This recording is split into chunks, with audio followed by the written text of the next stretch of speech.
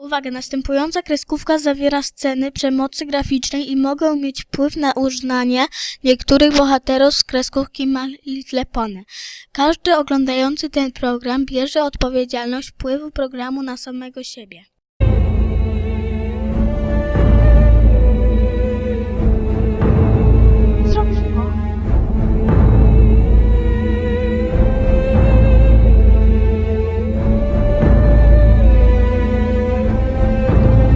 Co się dzieje? Pinki? Potrzebuje specjalnego składnika. Wieczny. Życie jest zabawą. Jaki specjalny składnik?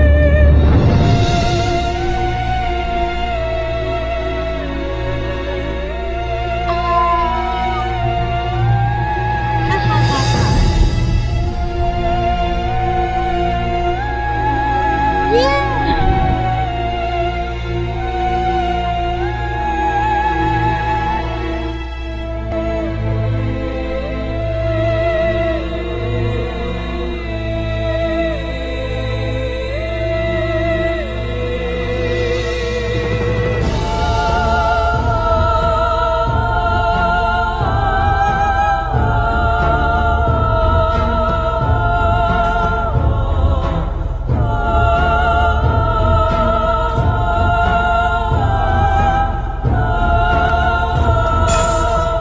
Robisz tego!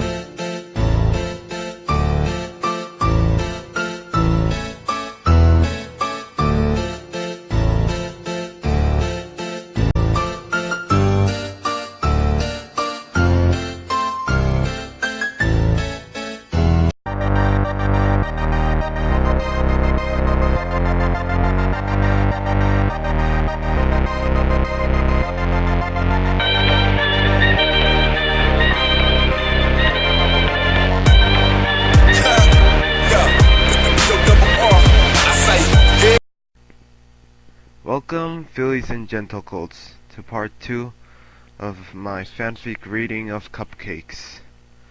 Now, for those who, I don't know, for some reason haven't watched part 1, well, you should have, but this fanfic is incredibly disturbing, and, yeah, consider it before reading it.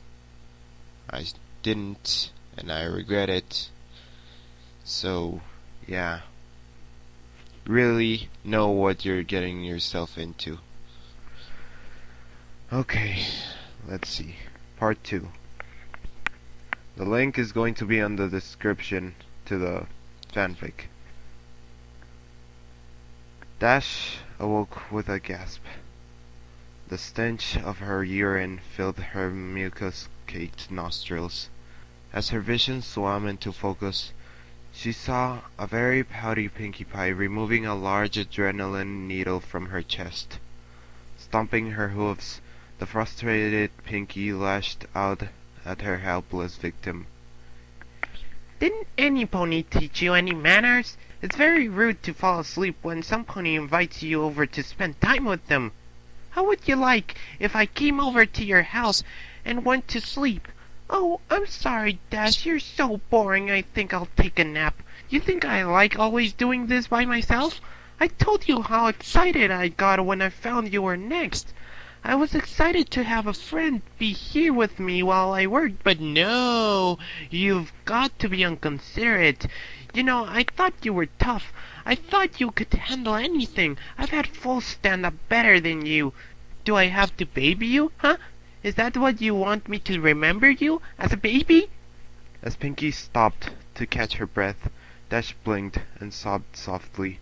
Her back was in agony. Her sides were on fire, and there was an intense pain in one of her legs. As she blinked again, she saw Pinky pop something red into her mouth and began to chew. Noticing Dash's stare, Pinky quickly gulped the morsel down. What? Pinky asked. Oh, this. She held up another piece. Well, while you were asleep, I got a little impatient and helped myself to a small sample. I got it from your leg. You're not bad. Wanna try some? Without waiting for a response, Pinky shoved the strip of meat into the revolted Pegasus pony's mouth. Dash gagged and immediately spit it out. Pinky frowned and picked up the chunk of flesh. If you didn't want it, you should have said no. She contemplated the discarded snotty morsel and gulped it up. It's not like you haven't had my cupcakes before. Swallowing, Pinky turned her attention to a small can on the tray. She removed the lid, revealing that it was filled with red-hot coals. Lying on top of the coals were several large nails. As the adrenaline filled her veins, Dash began to panic again. Picking up the can, Pinky walked over to Dash's left. Holding some tongs in her mouth, Pinky carefully picked up a nail and positioned it at the seam between her victim's front leg and hoof. She then grabbed a hammer and took careful aim. No, Pinky! Dash screamed. No! No! The hammer came down, and the nail punctured Dash's skin. The white-hot burning was too much. Dash screamed as she pulled and thrashed at the braces, causing her raw skin to rub and tear. Pinky tried to line up another nail, but couldn't find her aim, and let out a frustrated grunt. When Pinky brought the hammer back to take a wild swing, Dash burst out crying and begging, Please stop! Please! Please stop! Pinky rolled her eyes. Putting down the hammer and tongs, she walked back in front of her friend and stared pensively at the broken Pegasus. Gilda didn't even cry this much when she had a live parasprite stuffed down her throat. Pinky thought for a moment about what to do next, then had a sudden spark of inspiration. Rotating a wheel on the rack, Pinky laid Dash on her back and then moved to Dash's hind legs, bringing the can with her. Picking up her tools, Pinky drove a searing hot spike of metal directly into the bottom of Dash's hoof. As Dash yelled in pain, Pinky moved around and drove a second nail into the other hoof. Next, Pinky went back to her cart and located an enormous battery and controller, which she dragged over to where she was working. She tied copper wires between the terminals and the nails driven into Dash's hooves, then gave Dash a wink and flipped the switch. Electricity rocketed through Dash's body. The blue pony reacted immediately. Her body seized and her muscles snapped taut. Dash's hips thrust skyward, her eyes rolled back, and she let out a deep throat-shredding cry. Pinky giggled and danced in place, then reached down and turned up the juice. Dash convulsed uncontrollably, and her bladder emptied once more. After about 5 minutes, Pinky shut off the power. Wisps of steam rose from the singed fur around Dash's hooves, and the area reeked of cooked flesh, burnt enamel. Pinky rotated Dash upright again, and tried to snap the drooling, delirious pony back to attention. Dash! Dash! Rainbow Dash! Wake up! Dash moaned and managed to give a modicum of weak acknowledgement. Pinky studied her handiwork, then reached into the medicine bag and produced a large syringe. All right, time for the last round. Dash focused blearily on the needle, which Pinky took as a question as to what it was. This is something to take the pain away, Pinky informed Dash as she walked around to her victim's ruined back. Dash flinched as Pinky jabbed the needle into the lower part of the blue pony's spine. Moving in front of her friend again, Pinky leaned down and elaborated. In a few minutes, you won't be able to feel anything below your rib cage. Then you'll be able to stay awake to watch the harvest. Dash started crying again.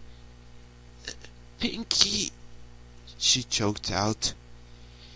Yeah, I want to go home, Dash sobbed. Yeah, I can see you wanting to do that, replied the party pony. Sometimes I just want to give up. Just say, I'm done with this mess, and go to bed. But you know what? You can't shrug off your responsibilities. You can't just shrug off your responsibilities. You got to pull yourself up and meet the challenges head on.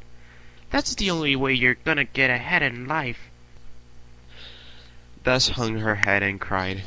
Minutes passed as the drug took effect. Eventually, Dash was completely numb from her chest to her flanks. At this point, Pinky approached with a scalpel. Glancing at Dash and smiling, Pinky made a long horizontal cut across the Pegasus pony's pelvis, just above her crotch.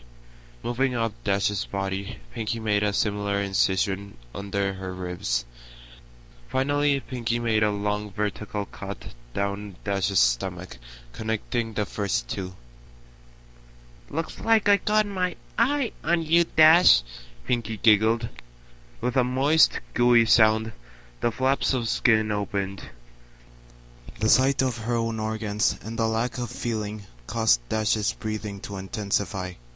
Pinky carefully sliced open Dash's abdominal sac and grabbed her large intestines. As she separated the organ from the rest of the digestive tract and pulled it out of the new cavity, Pinky grew jovial. Laughing as she got at her friend, Pinky began to make jokes. Dash, growing weaker from this new source of bloodlust, tried desperately to shout out the macabre comedy act. Look at me! I'm Rarity! Pinky laughed, slinging the intestinal tube around her neck and spraying blood in all directions. Isn't my new scarf so pretty? Reaching back inside, she sliced the smaller intestine off from the bowels. Squeezing out the excess excrement, Pinky filed the slimy organ through her teeth and dragged it back and forth. Dentists say you gotta floss every day, Dash. Dash was barely aware of what was going on anymore. The shock was causing her to fade. Disappointed, Pinky dived back into the blue pony's guts, rampaging up her routine. Ah, don't go yet, Dash. Pinky started pulling out the rest of Dash's organs, pausing with each removal. I know I can be a real pancreas, but you know I'm just kidney with you. You really got to learn how to liver it up. Boy, these jokes are getting flatter. Guess you gotta develop a stomach for them. Pinky placed the discarded body parts into a bucket, keeping the last one for a bit longer. Ooh, bagpipes, she said, placing the end of Dash's esophagus in her mouth and the stomach in her armpit. She squeezed, and a spurt of acid hit her tongue. Ew. Oh, hey, look, there's your cupcake, Dash. Dash didn't hear her tormentor. She had slipped from consciousness minutes ago. Pinky, not yet satisfied, hit Dash with another adrenaline shot. Dash woke up for the last time, her heart pounding. Warm blood flowed out from the wound in her chest in great spurts. It wouldn't be long now. Pinky brought Dash around onto her back again and straddled the blue pony's chest, scalpel at the ready. You know, Rainbow Dash, I am disappointed. I thought you would have lasted longer. I really wanted to spend more time with you before we got here. But I guess it's my fault. I should have taken it a little slower. Oh well, it was really nice knowing you, Dash. The blade sunk into the blue throat and worked its way up to Dash's chin. Coming back down, Pinky's scalpel then circled Dash's neck. The last thing Rainbow Dash felt was her skin being cut away from her skull, and the metal of the blade scraping her teeth. Then she was gone. Pinky stared into the mirror. She had done a really good job, even keeping the eyelids. She winked, and Dash winked back. Pinky smiled. But still, she was sad that her friend was now gone. Dash had only lasted 50 minutes, not nearly as long as Pinky had wanted. She looked back at the cadaver hanging in the center of the room, the last of her friend's fluids draining into a pan. Yep, no more Rainbow Dash. As she looked, Pinky cocked her head. She began to take notice of the fact that there really wasn't much damage to the corpse. In fact, the pink pony mused, I think... An idea exploded in her head. She was good at sewing, and she had all the pieces. All she had to do was put them back together. Yeah, she just had to get some stuffing. And bingo, she'd have Rainbow Dash forever. In fact, thought Pinky, that's what she'd do for all her best friends when their numbers came up. She was so excited, she skipped right over to the body with her Skinner to get started. The cupcakes could wait. Pinky had a friend to make.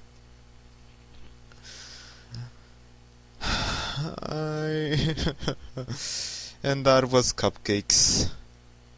I've read it 4 times already, and every single time I get scared to death and sad as hell. Anyway, what am I supposed to say? Oh yeah. I don't even know why I read this. I think it was because I'm going to eventually read, like, stuff related to this. But, you know, everyone already knows about Cupcakes. Or at least every brony. Well, I think that's all. See you next time, I guess.